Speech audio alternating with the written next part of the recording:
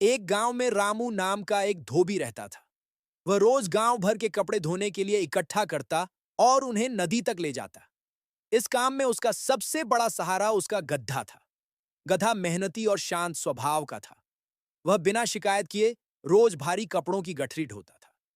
रामू की आदत थी कि वह ज्यादा कपड़े एक साथ ले जाए ताकि बार बार नदी न जाना पड़े। इसी कारण वह गधे की पीठ पर बहुत भारी बोझ लाद देता। रास्ता कच्चा था और नदी के पास अक्सर कीचड़ रहता था। फिर भी रामू इस बात पर ध्यान नहीं देता कि गधे को कितनी परेशानी हो रही है। एक दिन बारिश के कारण रास्ता बहुत फिसलन भरा हो गया। नदी पार करते समय गधा अचानक फिसल गया और पानी में गिर पड़ा।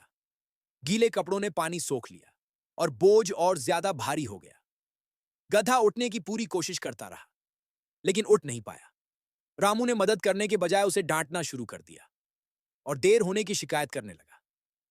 अगले कुछ दिनों तक यही होता रहा।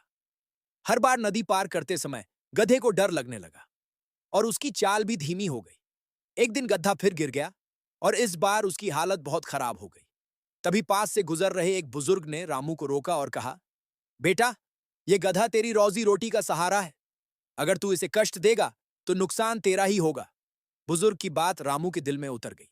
उसे अपनी गलती समझ आ गई। उसने गधे से प्यार से बात की, बोझ हल्का किया और उसे आराम दिया।